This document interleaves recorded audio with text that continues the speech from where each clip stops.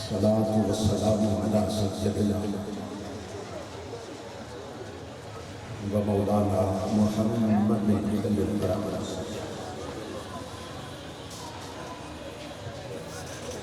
وعلى آله وأصحابه المتقدمين بالتقوى.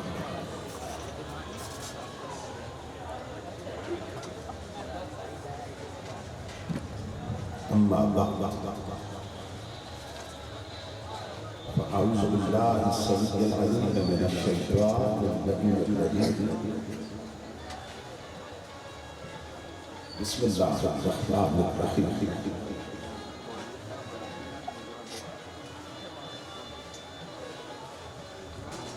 قل بفضل الله وبرحمته فبذلك فليفرحوا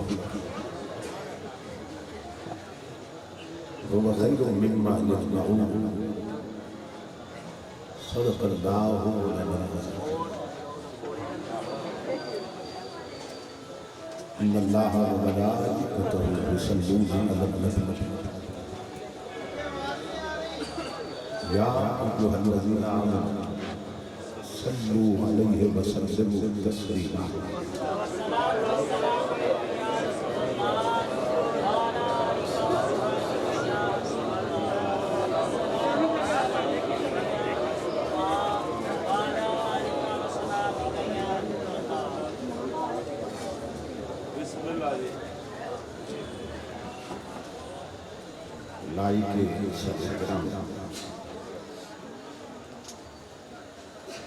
خطیب اسلام برادر عزیز مخلصین اللہ حضرت علامہ علی رضا صاحبی صاحب دامت برکاتہ العالیہ، دیگر معزز مشائخ علماء کرام اور محترم حاضرین مشاہدین، اللہ رب العزت کا لاکھ لاکھ شکر ہے کہ جس نے اپنی توفیق خاص سے آپ کو اور شب میلاد کی مبارک ساعت آج کی اس عظیم الشان عظیم المقاصد اور کثیر البرکات میلاد النبی کانفرنس میں حاضر کے شرف عطا کیا اور اپنا اور اپنے محبوب مکرم صلی اللہ علیہ وسلم ذکر پاک اور پیغام عظیم سننے اور سنانے کی توفیق عطا فرمائے. اس عظیم الشان پروگرام کے نکات پر میں آپ تمام حضرات کی خدمت میں بالعموم اور برادر محترم جناب ساجد حسین کوکر صاحب، برادر محترم جناب محمد عمران کوکر صاحب، برادر عزیز محترم محمد فاروق صاحب اور ان کے جملہ رفقا اور معاونین کی خدمت میں بالخصوص دل کی عطا گہرائیوں سے ہدیہ تبریک و تاثیر پیش کرتا ہوں. اور دعا کرتا ہوں کہ اللہ رب العزت دوستوں کی اس محنت اور ہم سب کی حاضری اپنا پاک بارگاہ میں قبول و منظور فرمائے. اور آج کی اس نشست کو ہماری اعتقادی، فکری اور عملی تربیت کے اعتبار سے نتیجہ خیز اور بامقصد بنائے. جس عقیدت کے ساتھ، جس محبت کے ساتھ اور جس نظم و ضبط کے ساتھ اس مجلس کو قائم کیا گیا ہے، میں آپ تمام حضرات کو اس پر مبارکباد پیش کرتا ہوں.